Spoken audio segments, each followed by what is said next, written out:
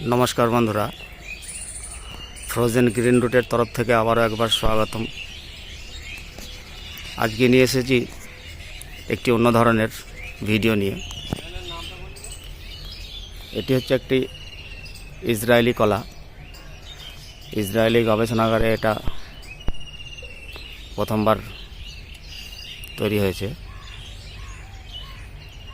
এই কলাটি মূলত আমাদের ভারতবর্ষে এসেছে 1985 সালে।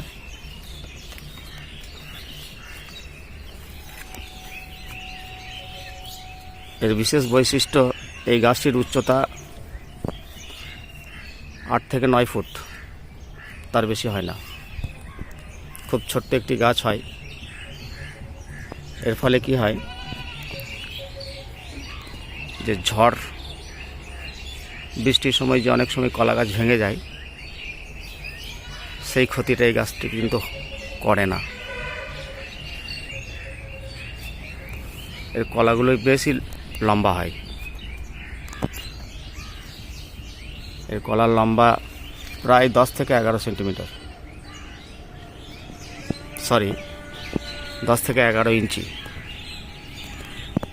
বেশ মোটা ধরনের হয়। দেখুন কলার সাইজ, দেখুন এক একটা কলার।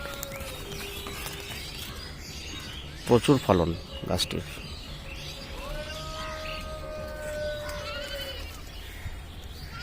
এক প্রকার রোগমুক্ত, রোগ হয় না বললেই চলে। তো এই কলার চারাগুলো এখন যেটি টিস্যু কালচার বলছে, টিস্যু কালচারের চারা নিলে আপনি 9 মাসের মধ্যে ফলন পাবেন।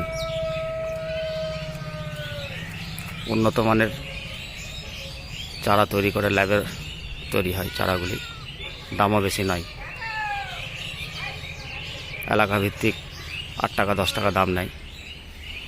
আর একটি চারা হয় সাকার কালচার, মানে আপনি যে গাছটি লাগাবেন তার গোড়া থেকে যেসব নতুন চারাগুলো বের হয় সেগুলো কি সাধারণত আমরা সাকার কালচার করে থাকি। এই গাছগুলোতে আপনার ফল আসতে একটু সময় নেয়, মোটামুটি 1 বছর লেগে যায়, 10 থেকে 11 মাস লাগে। তা আমারও এই গাছটিতে 4টি মতো গাছ বের হয়েছে। গাছের উচ্চতা আপনাকে পুরো গাছটা দেখিয়ে দিচ্ছি। এই হচ্ছে গাছের হাইট। পাতা যে খুব বড় তা নয়, খুবই ছোট ছোট পাতা হয়। খুব কম জায়গার মধ্যে আপনি গাছটিকে রোপণ করতে পারবেন। খুবই অল্প জায়গা লাগে। এই হচ্ছে পুরো গাছ। এর যে ছড়াগুলি আছে, এক একটি ছড়াতে আপনার কলা আছে প্রায় 21টা 22টা করে কলা আছে, আমি গুনে দেখেছি। এবং পাকার পরেও এই কলার রঙ কিন্তু সবুজ থাকে। খোলাটি একটু মোটা, যার জন্য বিভিন্ন ধরনের পোকা থেকে আক্রমণ এরা সেফ থাকে। এক প্রকার পোকাতে আক্রমণ করতে পারে না। এই হচ্ছে পুরো। এটা আমার প্রথমবার এসছে কান্দিটি। গাছ যে খুব মোটা হয় তা নয়। এই হচ্ছে গাছের গোড়া।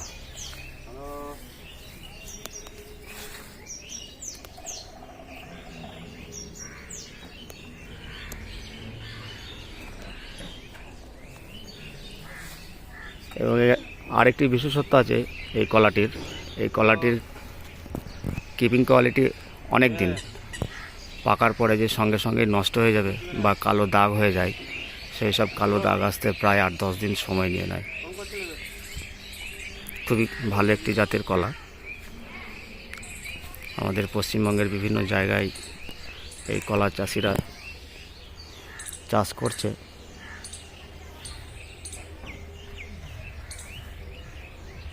ভালো, খুবই সুন্দর।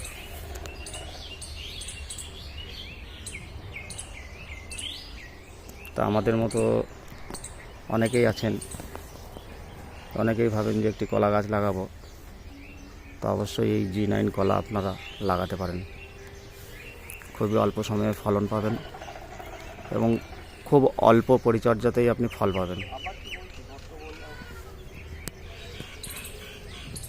তো আমাদের এই প্রতিবেদনটি কেমন লাগলো কমেন্টে অবশ্যই জানাবেন। ধন্যবাদ।